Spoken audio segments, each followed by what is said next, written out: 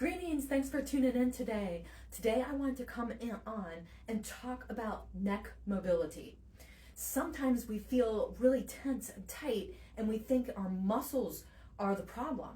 When in reality, it could be actually stiffness in the joints of your neck.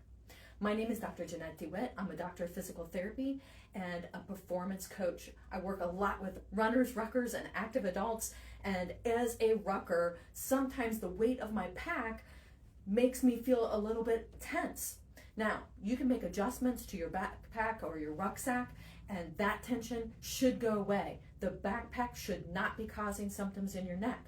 But if you're looking down at the smartphone, if you're on the laptop a lot, you can start to feel tension building. And a lot of people make the mistake that it's just their muscles that are tight. I've got a trigger point here, I'm not flexible, I'm super tight. These are all common complaints that I hear. And yes, the tendency is to want to go and do massage and things like that. But if we don't correct the joint problem and the joint stiffness, then sometimes we can do all the work to our muscles and the problem keeps coming back. So what I want to go through today is just some few exercises that you can do throughout the day to keep your neck nice and mobile. And they are simple. Don't need any equipment for it. You can do it at your desk. I do advise if you sit at a desk a lot that you go ahead and stand up, walk around your desk, get some water, come back, and then do these exercises. First one here is just looking down and looking up. So we're going to go ahead and you can do these right with me. We're going to do 10 of them. So looking down and looking up. And if you are at the computer a lot, then you may feel a nice stretch across the front of your neck when you look up and a nice stretch at the back of your neck when you look down. Because when we look at a computer a lot, we tend to be here. And that creates a lot of havoc in some muscles, making them really short, and in some muscles, making them super long and kind of lengthened out. So the next exercise is side bending. So I tend to do one side at a time. So with the forward and back motion, you can alternate that. You can also do it one at a time. And in the side bending, I tend to do one side 10 times and one side and the opposite side 10 times. So I actually don't know what number I'm on, but 10 to 15 reps is good. And we'll go ahead and do the other side. Like I said, we're not really stretching with this, although you may feel a stretch in your muscles. We're really working on joint mobility.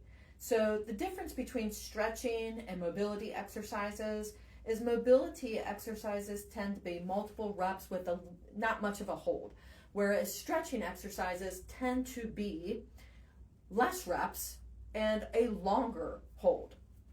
Okay, so we went down, we went up, we went sideways, we went this side. Now we're going to go ahead and turn our head. So same thing with this one. I tend to do 10 times to one direction and then 10 times to the other. It is a personal preference for some people to do it that way. For other people, it is a requirement. Now, what makes the difference here? Again, I'm really not counting because it's hard to count and talk at the same time. But if somebody experiences vertigo or dizziness, sometimes it's better to do one position at a time because the sudden movement of going from one direction like this to this can be a little bit jarring for the brain as it's processing that information. So we've got our rotation, and we've got our side bending, we got our forward, we got our up.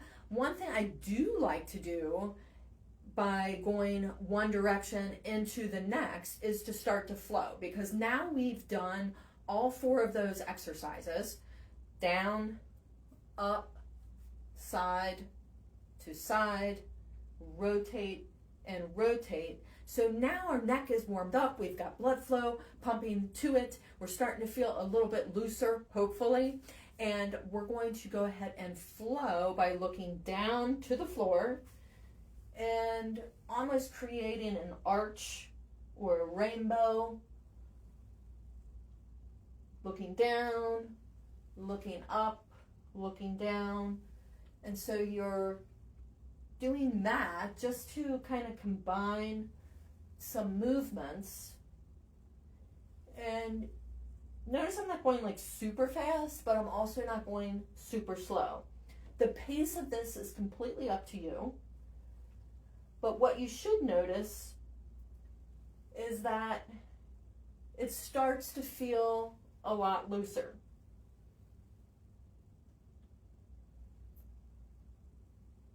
And there we go. So we had 10 times that way. Now, sometimes I get this question as well. I hear noises and creaking and popping and cracking sounds. If pain is not associated with those sounds, we kind of make a mental note, okay, it's a joint, it can be a little bit tight, and just like if you were to crack or pop your knuckles, there's no pain associated with that. It's just the joint has air in it and it is releasing, so it creates that sound. If you have pain associated with the movement, you want to try and do these movements in a pain-free range or a no increased pain range. And so if you're experiencing pain with the sound, maybe back off the motion a little bit and stay within a pain-free or no increased pain range of motion. If that would continue, meaning you start to do these exercises and you're doing them daily, and it's 3, 5, 10 days in, you're still getting pain, that's when you actually want to seek out a specialist like myself. You can always private message me and reach out and say, hey, I'm getting pain with these exercises. What should I do? And I will be happy to respond. But the pain is not normal with those exercises. So you should not be experiencing pain when you are moving your neck around. Sometimes in the beginning, you can feel some discomfort because you're not as mobile as you should be. And these exercises can help with that. However, if you're experiencing pain with that, you want to stop, change the range of motion that you're working in. And if that pain continues, then you absolutely want to hold off on the exercises and seek out some expert assistance. I hope you find these exercises helpful. I hope you feel a lot looser. I know that I do. And if you have questions about anything, go ahead and DM me or put your question in the comments below so that other people can benefit from me responding to that too. All right, thanks a lot and have a great day.